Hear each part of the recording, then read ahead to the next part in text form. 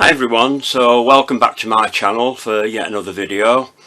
Like a lot of people, I've been trying to find out about this flexible paste that everybody keeps going on about, and the people that know how to make it don't seem to be able to share the recipe. Well, yay, I found it.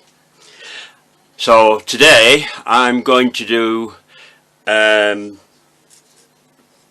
a flower with the flexible paste, and it's one of the types of flowers that I found difficult with sugar paste, and I've stayed away on my videos for the simple reason they're so easily broken. And of course, when I'm doing a video, if things break, then it spoils the video, to be honest about it. So today I'm going to do a gerbera, so I'm just going to turn my camera down.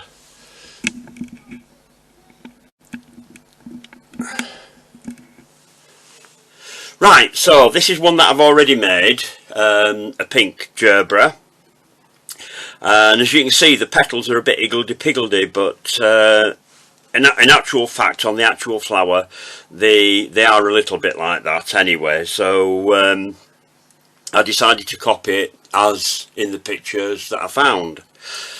There are a hell of a lot of petals on here, so I'm not going to sit and make them all. As I usually do with most of my videos, I'm going to do a couple of petals and things like that. But as you can see, this has been made a few days and it's quite flexible. And needless to say, I've actually only broken one petal on this. So I've been doing quite well there, because like I've said before, if anything goes wrong, I don't cut it out, because I don't believe in doing that, because it happens to everybody, and a lot of my students in the past have got a bit uptight when things don't go quite right. So as I say, there's a lot of petals on them, so I've already got all my petals made here. The tools that I'm going to use for this video now are, I'm using daisy cutters. These are out of a set of I think there's 4 different sizes in this. There are actually some smaller ones in this set, which are those there. And the advantage with these cutters, depending on what kind of daisy type flower you're making, whether it be a chrysanthemum, a gerbera, a normal daisy, echinacea, or anything like that, you can use these petals for that. But I'm only going to use the 2 larger ones for this particular flower. I am going to use a Chrysanthemum Cutter, which is this one here from FMM, and I'm also using a Carnation Cutter from, this is a PME one. FMM do them, and Orchard Products, various other firms, but these particular cutters with all the little cuts in, so you don't have to get a pair of scissors down and cut all the little bits out with those. Now, most of the petals I've used this veiner here, which is actually an echinacea petal veiner. But for this video, and with some of the smaller petals, I've actually used my trusty silk veining tool, which is this tool here, which has got this sort of rough edge on it. So I'm going to use this to do them, because I think it'd be a lot easier for most people. And if you've already watched my videos and you bought the equipment that I've got, you've probably got one of these. This one is by Gem. There aren't that many firms actually that make tools that do these, which surprises me really, because it's one of the only tools that hasn't been copied by a lot of other people, namely the Chinese. So here I've got some paste. I'm doing an orange version of this flower. So this is my paste for doing the gerbera. So I'm just going to need this to get it ready. Now, you can warm this in your microwave when you've made it to make it easier to work with and make it more stretchy. But I found, even though this seems to have lost some of its stretch, it still works after a few days. And I haven't had it refrigerated or anything, although in the recipe that I've copied, it does tell you to either refrigerate it and use it within a few days, use it fresh the same day, or freeze it. So I have got some in the freezer, so I'm just going to start by rolling out my paste.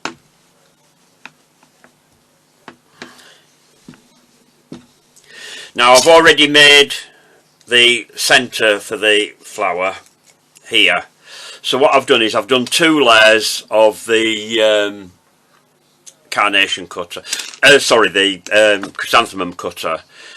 It is a bit fiddly to handle, so I'm not going to do this at this stage because I've already made this, but I have veined the petals with the silk veining tool, but we're going to use the same method when I come on to the other petals for this. But I've got 2 layers of this, which is going to form the sort of ring there.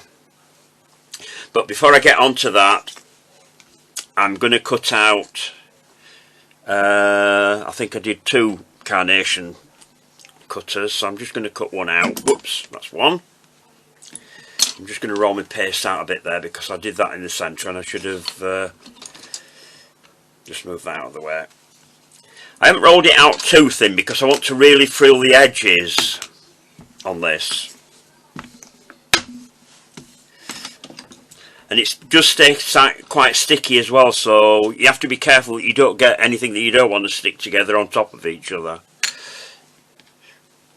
because it will stick.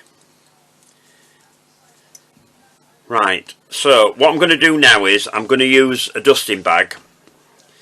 Put some, you can either use corn flour or you can use icing sugar, and then just frill each of these parts of your carnation cutter, just the same way if you were making a carnation with this cutter, exactly the same method.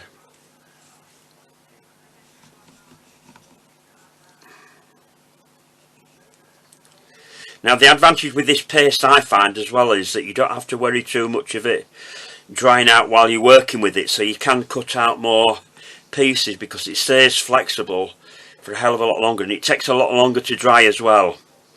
This is why I've already made parts of these already.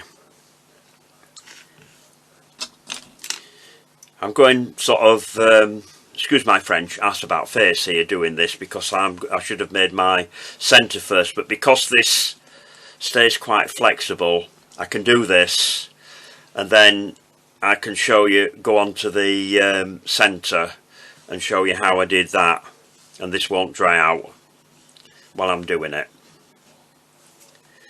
The other thing that I should mention as well is that you make your glue by using some of the paste and letting it down with some water to make the glue. Apparently the normal flour glue doesn't work with this paste, so this is why you need a different kind of glue for this. There isn't any sugar in this, so if anybody ate it, it wouldn't be very sweet. So it's actually made with 2 types of rice flour, tapioca flour, corn flour, glucose, water, and what's the other one? It'll come to me when I'm not thinking about it. But if anybody wants the recipe, if you get in touch with me via the comments below and give me an email address to get in touch with you, or you can go onto Facebook and you can send me a private message on Facebook. That might be the best way, so that you're not giving your details away to anybody else, and I will send you the recipe if you want to know how to make it. Right, so I've made those 2 bits. So the next piece I need to make is the centre. This is already dry here, so I'm just going to pop that to one side. I'm just going to... Now I've used ordinary flour paste for the centre because I wanted that to dry quite hard, and we don't need that part of the flour to be flexible anyway. So what I've used to colour the paste for the centre of the Gerbera is, I'm I'm just trying to think what it was. Oh, Ruby from Sugar Flare. But a burgundy type paste. Now, not all Gerberas have burgundy type paste, but because I'd already made some up, I'm doing mine with the same colour centre, and these darker ones seem to have a darker centre. Some of them do have a lighter centre, which can be anything from sort of yellowy green to whatever. But it makes it easier if you're making a lot of different colours to do your centres the same, because if you're doing flowers for a cake or anything like that, people aren't going to argue with you because they don't know, unless they know a lot about flowers, probably won't notice that the centre is not the colour that they think it should be. So what I'm going to do is I'm going to use some long nose pliers here. I'm using I think this is an 18 gauge wire, because we're going to put all the flour on this. Although it's quite lightweight, I'm using a fairly strong wire. So what you need to do first of all is to bend a hook into your wire like that. Get hold of the hook and bend it over like that so that it's round at the top. And then your pad of paste is going to go onto that, and then if you just bring it underneath the hook like that, so that it attaches to your paste. Unlike doing a normal hook when you're doing roses, it does need a flat base on it because of it being quite wide. So making the centre for anything like this type of flower, poppies or Gerberas, chrysanthemums and things like that, this is the easiest way of doing it. Now what you could do with this, I have a grater here that's got a very fine piece. Now if you wanted to texture it, you can do. It's going to be covered with pollen, but if you are going to texture it, then just go around like that to give it a bit of texture. You can go around the edge as well like that. It's not very noticeable, and you don't have to do it because it's probably not going to be seen anyway. But I've got some pollen here that I've made using blackcurrant powder from Edible Art. And what I'm going to do, I'm going to use the normal flower glue for this, because this is normal sugar paste. So just coat the top of it with your glue, then into your pollen, just move that around like that to get that. Now that's still quite soft, so I can't use that one, so I'm just going to do another one. I've forgotten that I had that in my hand at the time, but that can come in handy for another flower at some point in time. So this is the dry one.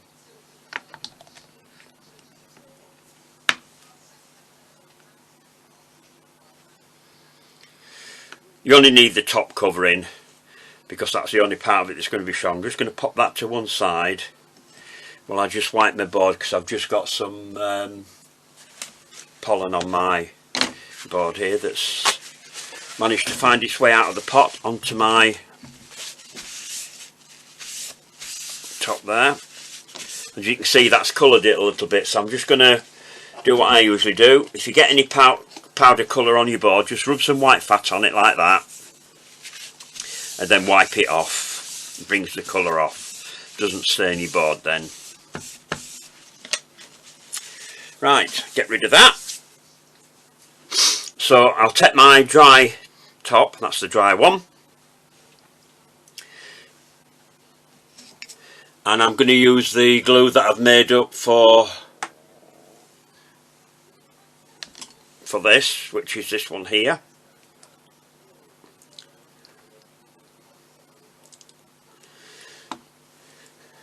I have to say that I've experimented with a hell of a lot of different so-called flexible pastes until I got to this point.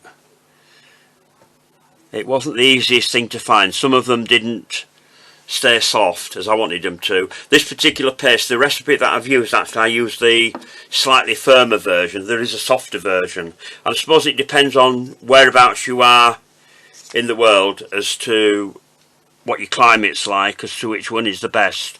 So if you did want me to send it to you, then I will include both recipes. So I'm just going to bring that up like that.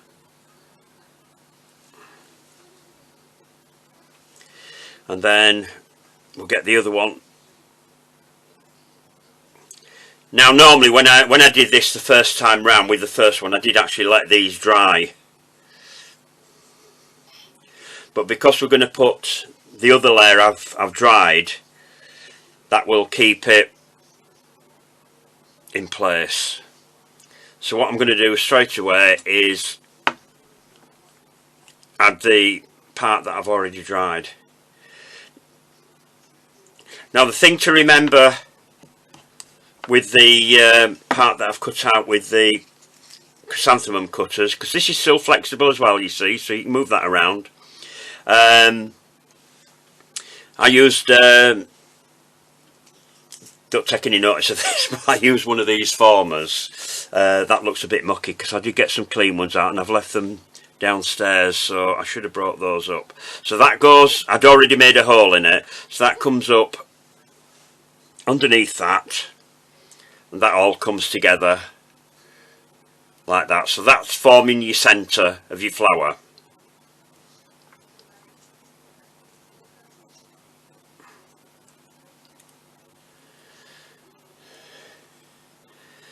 There we are, so that's the centre of that. So what I'm going to do now is I'm just going to leave that, I'm going to hang that upside down, so I'm just going to bend my wire over and I'm just going to pop it on the side here, like that.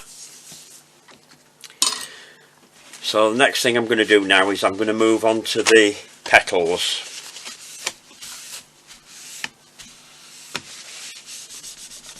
I'm just doing a plain flower here, so it depends on whether you want to do a sort of like a two-coloured petal or whatever.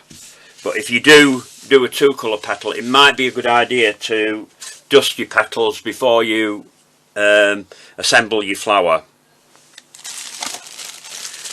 All depends on what sort of effect you want to get, because like a lot of flowers, gerberas have lots of different colours in them as well.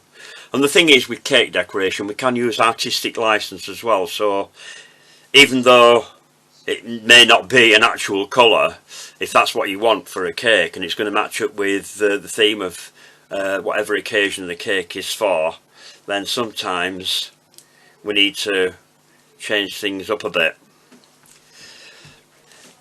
Now I'm not going to put any ridges into this. This is something that takes practice. If you don't have your paste too thin, you can actually get the wires in without a ridge, or I can. If you can't, then if you can get hold of one of these ridge rolling pins that you've seen me use before, then this is a much finer ridge. The old-fashioned way of rolling it out with the rolling pin and that just won't work with this, because the petals are too narrow to get away with it and they would be very thick. So what I'm going to do is I'm going to cut out one of each of these petals. I think I've got a couple of spare wires here. Now I'm using a 30 gauge wire for these, because you need something that's quite thin, because they're not very heavy. There's not a lot of weight in these, so you don't need a thick wire. Normally with petals I'd use a 26 gauge wire. Right, so that's one big one and one smaller one. Pull your paste away, leaving your petals, and like always when you're doing leaves or petals or anything like that that's going to be wide, get it onto your first finger. If you find it, if you can use your middle finger if you want, it's whichever is easier for you, but if you get a finger and then get your thumb on top, and then just twist your wire into the end of the paste and up your petal. Now because these are flexible petals, I've only gone that far up. I've gone about probably just under halfway up the petal with these. You don't need to go quite far, and you don't need any glue on your wires either with this paste, because it's quite sticky, so I tend to find that the wires tend to stay in quite easily.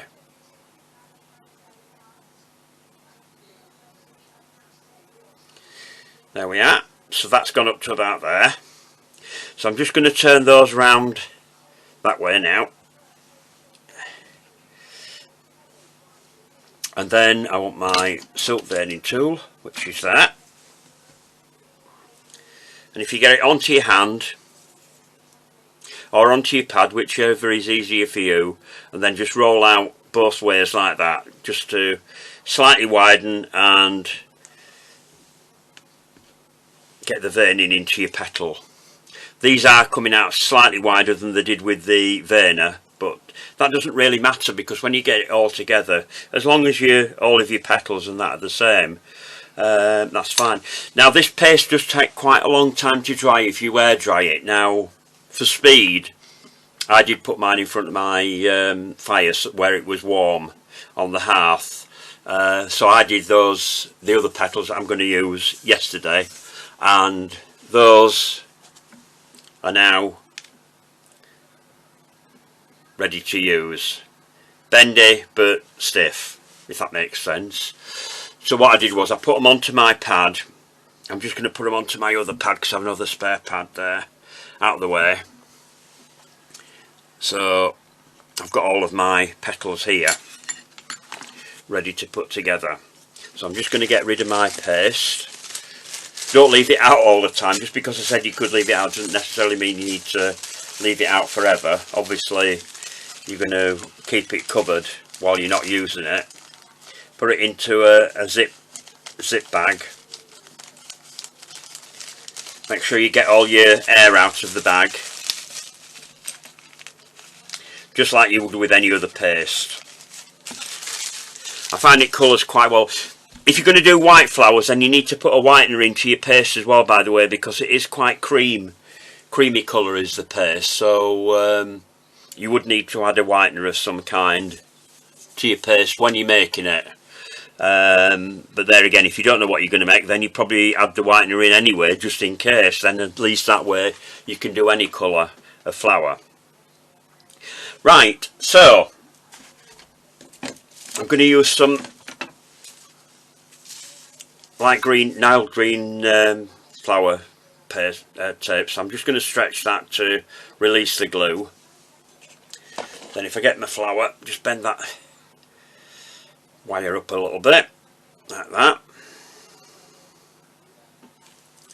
And start my tape off underneath the flower, like I usually do, and then push it up underneath. Then I don't catch any of the petals, get it up to the top. Just readjust that a little bit there, because that's a little bit. So what I'm going to do now is I'm going to put the shorter of the petals in. As you can see, I haven't put a lot because on the picture that I had, and I've left my phone downstairs, so I haven't brought it up to show you, but when I post this on Facebook, the picture, I will put those pictures on as well of the actual flower. It had a few petals that were sort of slightly longer than these, so if you just bend your wire back and then pop these in so they just protrude a little bit, you'll find that the petals on these flowers are not quite as straight as some. You know, they do tend to be a little bit of variation in them.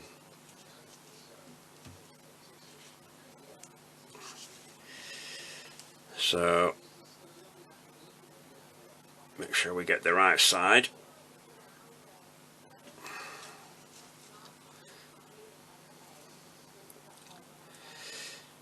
If you find that they're falling back a bit, then probably best to leave them to dry a little bit longer. But once you get your longer petals in between, then it'll hold those in place. And you can have your petals going whichever way you want them to go. And just move those around a bit.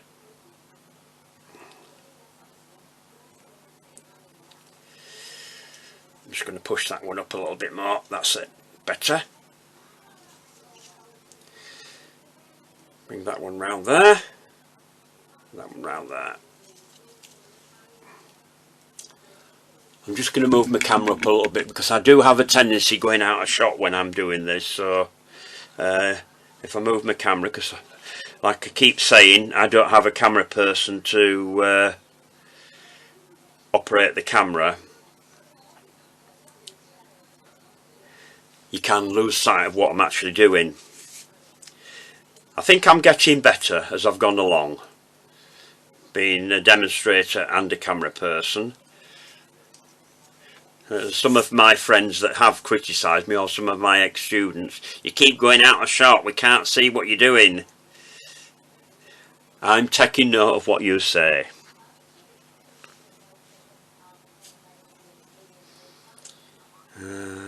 Put that one in there. Like that. Now, there's no hard and fast rule as to how many petals you put on. I've actually got on here 1, 2, 3, 4, 5, 6, 7, 8, 9. I've got about 9 petals here. Slightly more than I had on the original one, the first one that I did.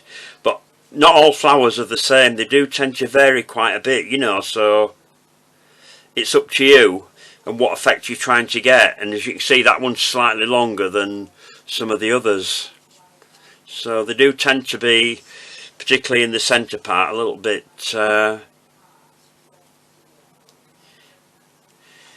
higgledy-piggledy, as we would say.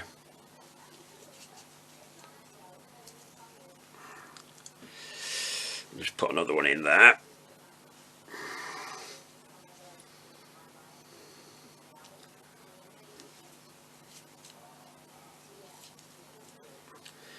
So what I'm going to do now is I'm going to tape down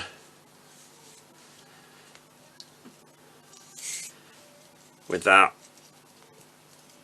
And the reason I do this is because then you can make sure you get the petals exactly where you want them to be. And when you put your next layer of petals in, then you can, they've got something to grip onto, so they tend to go more where you want them. Just space them out a little bit, like that. So that's the first layer that I've got on, ready for the longer petals. How much tape have I got? Got quite a bit there. I might have to cut some more tape, because the thing is, when you've a lot of petals like these to put on, you do go through a lot of tape. In fact, I think I'll do some ready just in case I run out, then I don't have to stop. So what I'm going to do is I'm going to start putting these on, and then I'm going to turn the camera off and come back when I've got to the last few. So then you don't have to watch me put dozens and dozens of petals on. With the large ones, I think I've done between about 30 to 35 petals for the outer layer. Because looking at the flowers, they do appear to have like a couple of layers of petals on the flower. But there again, they do vary from different varieties as well. Some have more, there are some that have got less. So it's which variety you want to do. So what I would suggest that you do is either get hold of an actual flower, if you're lucky enough to have them in your garden, or go to a florist and have a look, or do like I did, go on the internet, put in Gerbera and see what comes up, and you'll find that there'll be plenty of different varieties coming up. That one's gone a bit weird as that, so I'm just going to put that to one side. So I'm just going to start putting the petals on, just to get us started.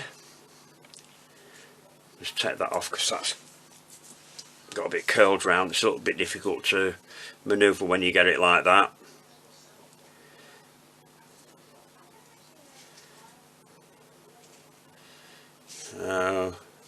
There we are. We just start putting the petals in. Some of them have gone a little bit skew with, but that doesn't really matter, because if you get it too tidy, it can look too flat and not very realistic. So we have to play around a little bit with nature, because although sometimes they are quite flat, they don't look right in sugar. This is what I said about doing ivy petals. That's the front of that.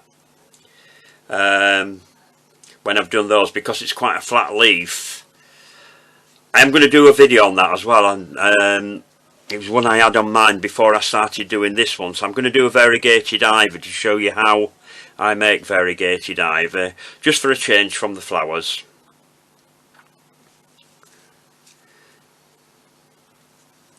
So I've started that off now with some of the longer petals, so I'm just going to switch off now and come back when I've got most of the petals in. So I'm on to my last couple of petals now. I'm just adjusting that centre bit because it's a bit sticking up there. So if you just have a look to see where you've got any gaps that you think need filling in.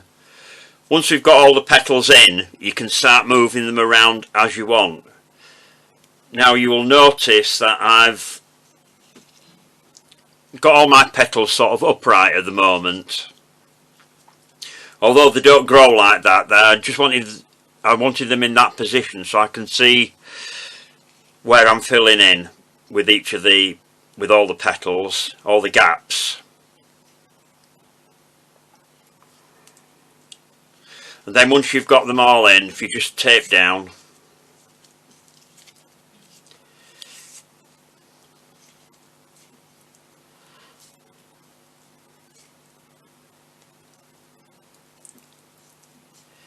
right down to the bottom, take that off, and then what you can do then is to bring your petals down then.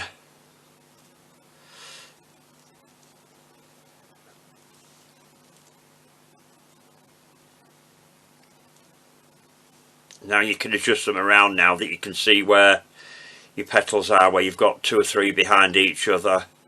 You can move them around just to get them as you want them. Because when you're putting a lot of petals in like this, when you're doing them individually, they can get a bit bunched up. So it's just a matter of playing around with it until you get it just as you want it.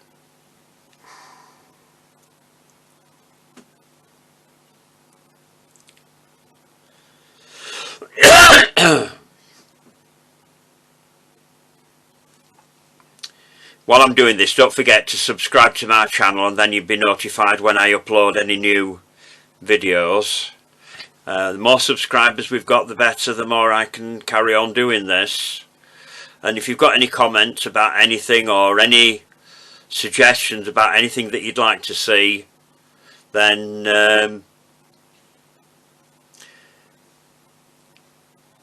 do that. Right, so I've got that near enough where I want it to be. So once we've got to that stage, now I'm just going to pop that in there like that. I don't know whether you can see it or not, but you've noticed on this one here I've got some pollen in there. That's where the pollen falls, on that little corona around there, which I've got a bit smaller on that one and bigger on this one. I don't know how I've done that, but never mind. So what I'm going to do is I'm going to get some of the glue, and I'm just going to catch the tips of the petals on the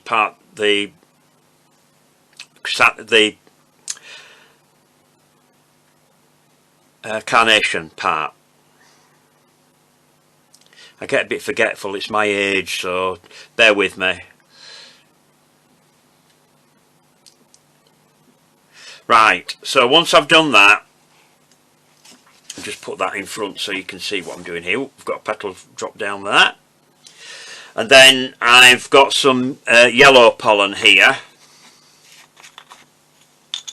Now, I've got some water here that I'm just going to use to damp my brush, like that. Just want it to be damp, just so that it picks up some of the pollen, and then you just go around and just pop it on the edge of your petals, like that.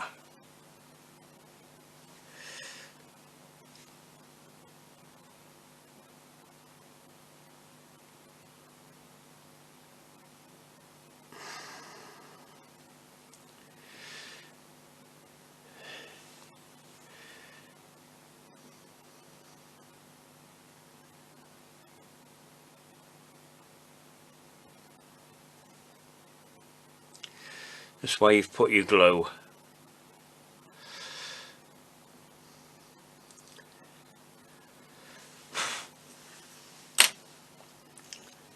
So there we are. I've got two different versions there of my Gerberas. I hope you've enjoyed that. Anyway, and as I said, don't forget to subscribe and come back and see me again when I do my next videos.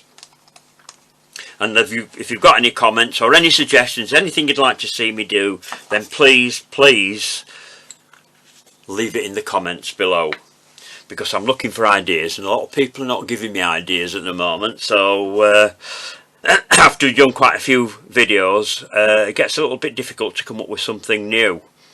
And as I said before, if you want to find out about the flexible paste, then please get in touch with me. As I say, you can go to my Facebook, same name, Terry Hatfield, and send me a private message on there, and with your email address on, and I will forward the recipe on to you. So look forward to hearing from you all, and take care, see you soon, and stay safe.